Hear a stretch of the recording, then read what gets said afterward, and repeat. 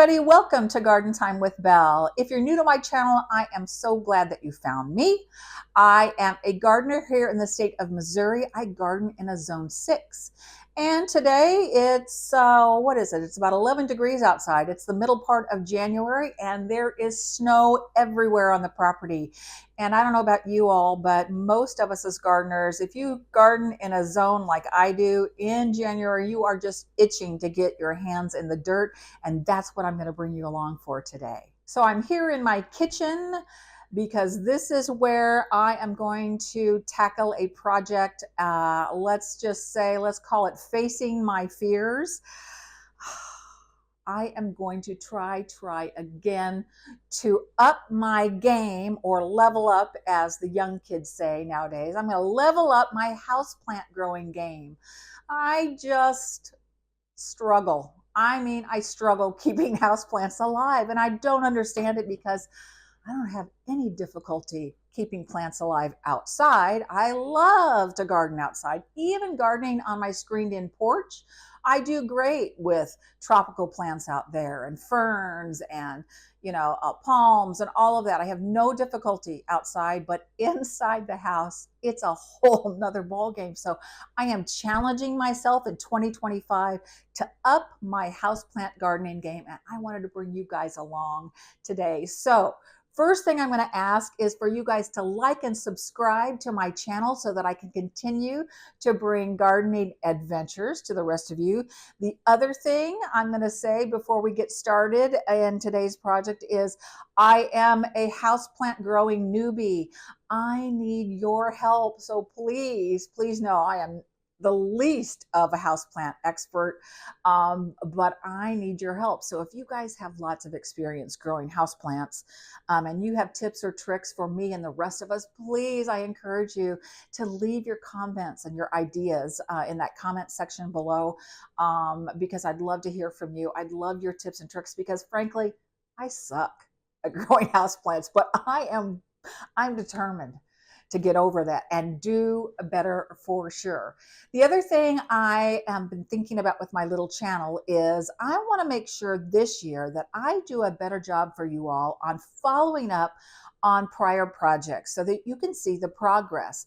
I posted my first video of the year, like the second or third day of January, and I got to share with you how I like to start seeds. And actually I started 2 trays of geranium seeds on January the 1st. And so I'm going to make sure today that I take you downstairs where they're under the grow lights. I want to give you an update and take a little look at those. So stay tuned to the end of the video so that you can see an update on how my geranium seeds are doing. Okay, first things first, I thought I might share with you what we're going to need for today's project. I have my potting tray. You see this in my greenhouse. You've seen me use this a ton. It contains the soil and the mess, although I'm not the cleanest gardener, so I covered my little kitchen table with a cloth here. I've got my potting soil. That's the kind of mix I'm using, not any special mix, just really high quality potting soil. I've got gardening gloves. I've got my snips and some scissors. Of course, I've got my plants over here, and I am going to be potting up 5 pots today. And so once I start the actual potting up process, I'll share with you all the specifics about the varieties I'm going to try to grow and keep alive. I've got my little watering can, and then of course I have some beautiful ceramic pots that the plants are going to go in. And in addition to the pots, I'm going to be putting on, I'm pretty sure you all have seen these little felt feet, I call them.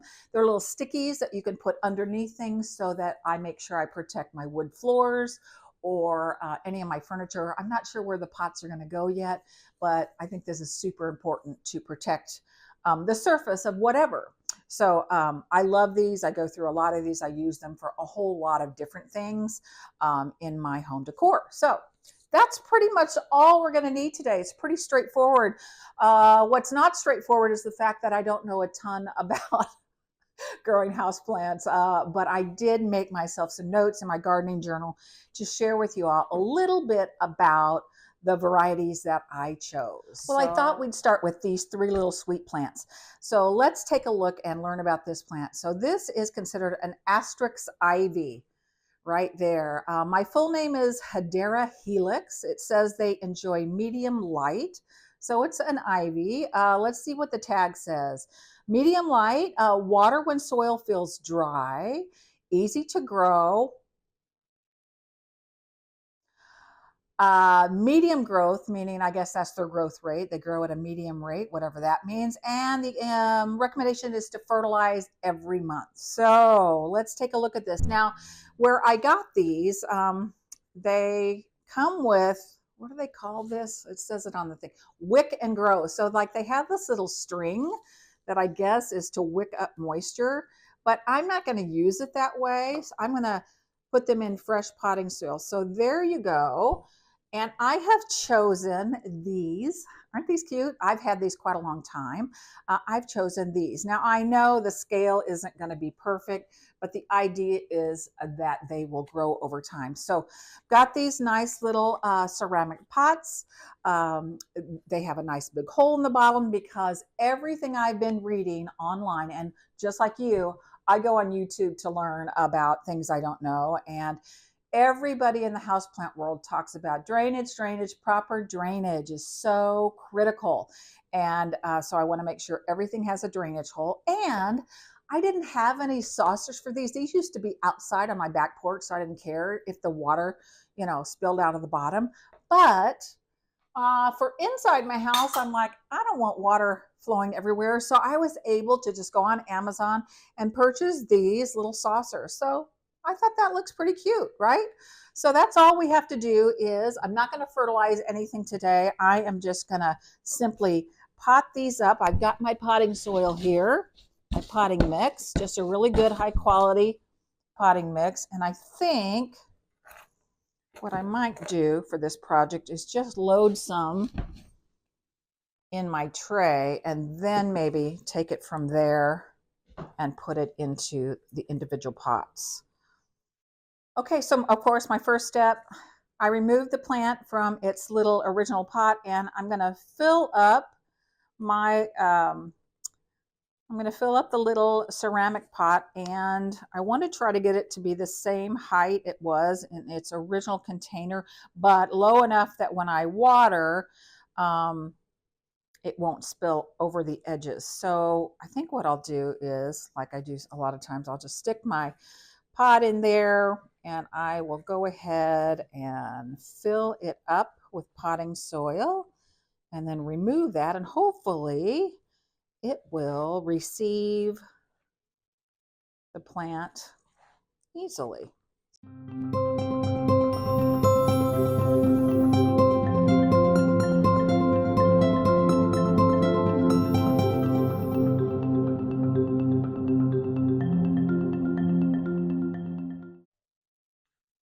Okay, I think that looks pretty good. And again, I'm not worried about the scale. This is too short for this container, but eventually it's going to fill in. And so I think that looks okay. I think I'll bring the camera in a little bit closer to let you see how I like to put the original pot in the new pot and fill soil in around it. So maybe that'll be helpful. All right, so this might be a little bit better of a shot for you all. So again, you see how this little wicking system they have, but I'm not going to use that. I'm going to take out, the roots look healthy.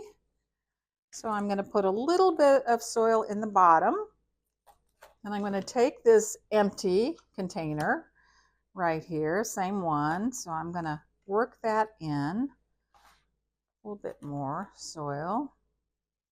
And then I'm going to try, as best as I can, is to fill around the edges. So again, it's like, I guess, I'm giving it much more depth, the root ball, to grow, and I'm not widening the pot a lot, but there's going to be a lot more soil for those roots to grow into, certainly down. And that's what I'm hoping, so that the little plant will be able to grow. So I just lift this out and I'm left with a nice little indentation. You all saw me do this a lot when I had a big potting project last May. I might try to link that video below. Crazy for Coleus. I planted a lot of pots for outside, and when you're planting up a lot of things, it's really fun and easy to use this method where you fill a pot by using the container it came in from the nursery. So I think that's going to do it. I'm just pressing around the edges to make sure it's going to work out okay and be nice and full of soil. Grab my little saucer. All right, and we're just going to repeat that with the next one.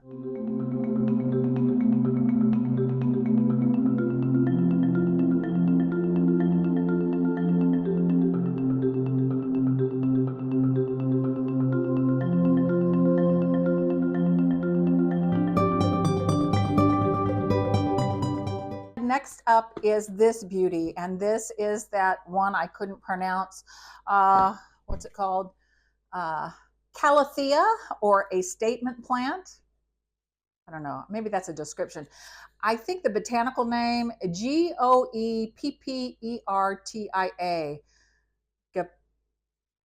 Goeppertia? I don't know. Goeppertia. Anyhow, if you all have grown this, please, please give me your advice. So here are the specs. Bright light, or it can tolerate medium light. It likes to stay moist. I did do some research on that, and it needs to stay above 50 degrees, no problem.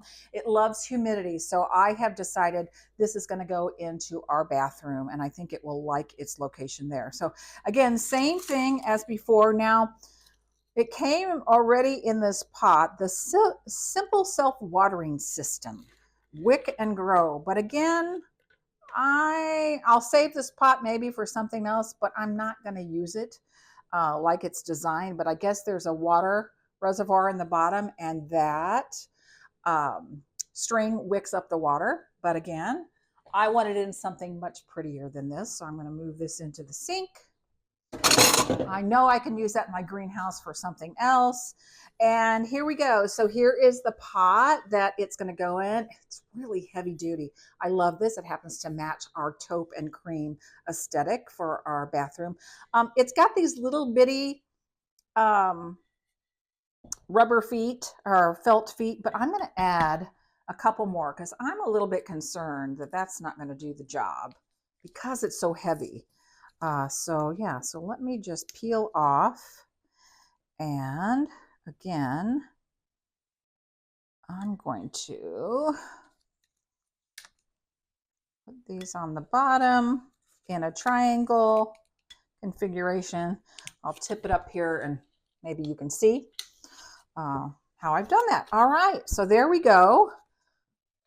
I'm going to use the same method I did before on potting it up. So let's take a look and see what the roots look like. Oh, okay. It's pretty soggy. It's very moist. These roots are pretty tight around the bottom. So I am just going to loosen those up ever so slightly.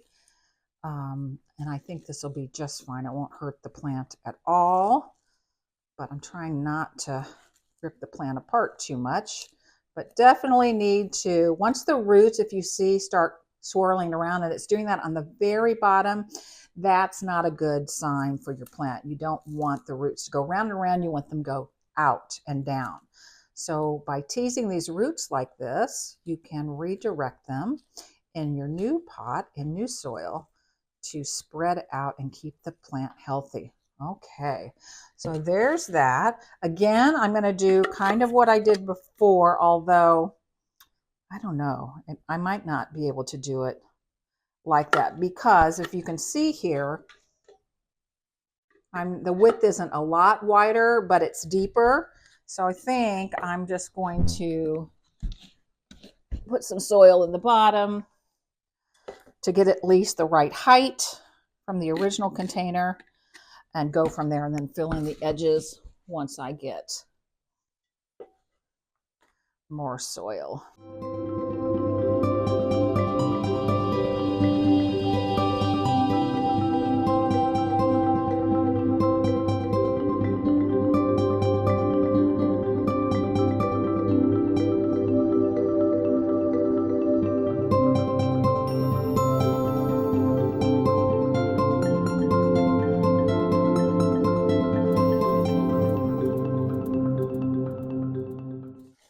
I think that's going to be great. Now, you don't see a saucer for this, even though it's got a nice hole in the bottom, because it's going to be in my bathroom near my tub. So anyways, if there's anything that drips out the bottom, it'll be fine there. So yeah, I think that one's good.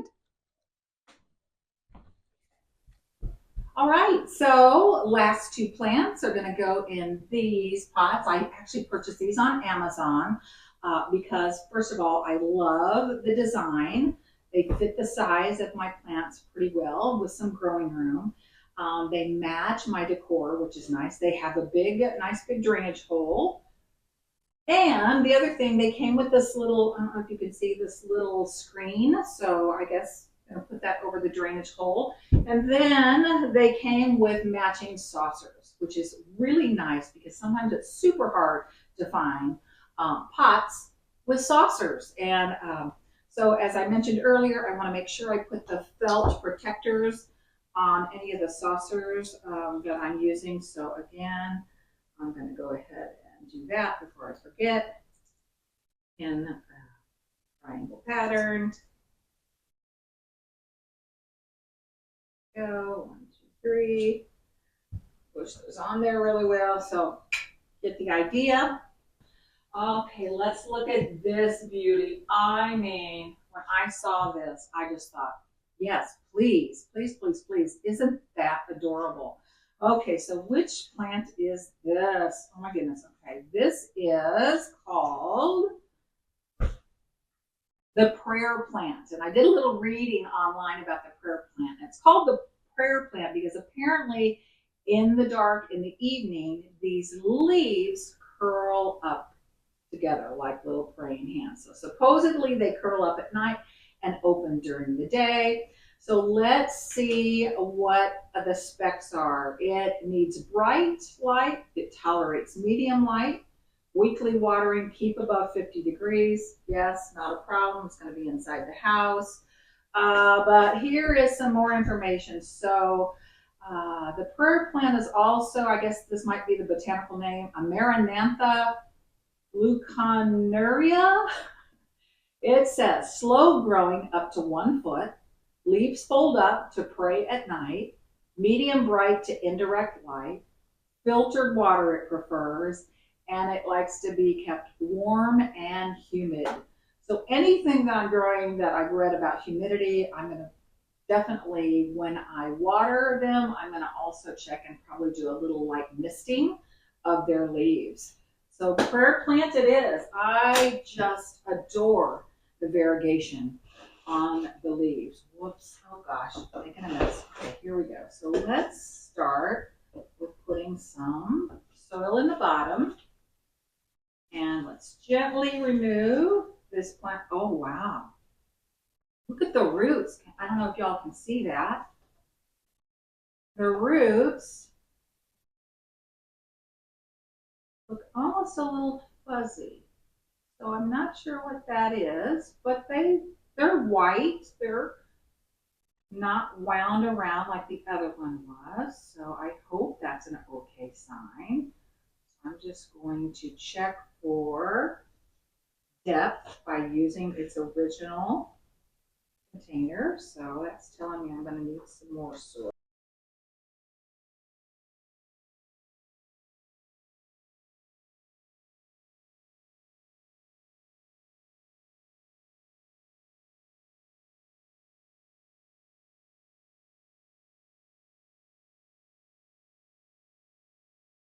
Okay, we are ready for our last plant. And I'm laughing about this plant because, well, you're going to see when I show you why I'm laughing about this plant. It is a Diffenbachia. Diffenbachias are very common plants. Look at this plant. Already, I've only had the plant, gosh, when did I purchase these? Probably 5 days ago, 5 or 6 days ago. Look, I mean, what the heck? It's not totally dry. It's not wet. I don't know what's happening, but I'm already failing with this plant. So before I start potting it up, I am going to remove a few of the yucky leaves. Just get rid of these things. Like, what in the world?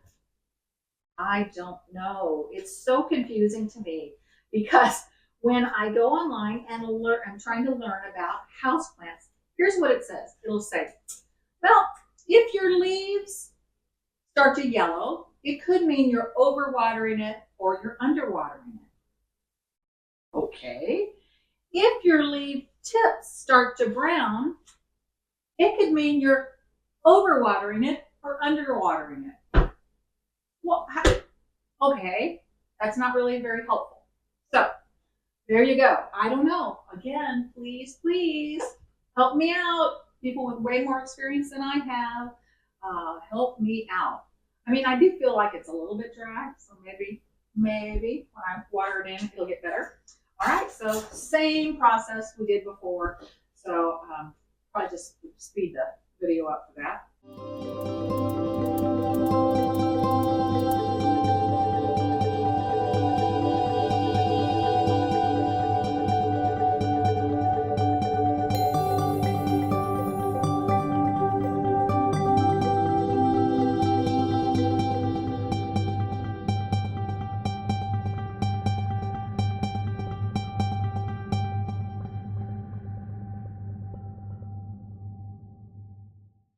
The last thing that I need to do with my new houseplants is to water them in, and I like to use, this is what I use for houseplants and things out on my back patio, especially small little plantings, because this nice little tiny spout helps me kind of get in there and have a little bit more precision in watering. I'm going to do that. Now, I do know that I've read that sometimes certain plants, like I can't remember which one of these, likes distilled water. I don't know that I am going to take that amount of effort to purchase distilled water every time I want to water my plants. However, those of you that are great houseplant parents, if you really think that makes a difference, leave that in the comments below. What I do like to do, however, is I like to load up my watering cans and let them sit for it with tap water and let them sit for at least 24 hours, because what I read about that is it helps with any kind of chlorine that's in your water will dissipate when it sits for 24 hours. So that's what I do. So I hope that'll be helpful. So anyways, well, it is the middle of January. They look beautiful. I promise you I will take you along over the next coming weeks and months to see how they're doing long term. So now that these beauties are all watered and in place, the next thing for me to do is to place them in the house where I think I want to start them out at. And then I want to make sure I take you down to the basement to do a really quick check-in on how my geranium seedlings are coming along. So here we are in my basement. Here's a follow-up I promised you all earlier. These are my Maverick geranium seedlings, and these are in the color salmon. And you can see that their true leaves have begun to appear. The Bullseye series has this gorgeous dark center on their leaves, and I could not be happier. My germination was pretty good. I don't know. I've got a couple here that are a little slow to start, but they're in there. My seeds only took 4 days to germinate, because, as you might remember from my last video, I had them on heat mats and the domes on, and germination just went great. That's going to do it for today's video. Thank you guys so much for hanging out with me as you got to see me face my fears and really embrace trying to do a better job of growing houseplants. please share with me your expertise because I really need it. But I appreciate you coming along for the process. And I want to apologize because it's not until I came down here to show you my geranium seedlings that I realized I had taken off my cardigan when I was filming upstairs. And when I took the cardigan off, my mic was attached. And so the audio for a portion of the video earlier is probably not as good as I wanted it to be, but I think I can tweak it a little bit so you'll be able to hear some of the things that I'm sharing with you all. So again, thank you guys so much. I am excited for a new year of gardening, and I got my fingers in the dirt today and dirt under my fingernails, and I count that as a really great day for this gardener. So I wish you all well, and of course I always wish you happy gardening.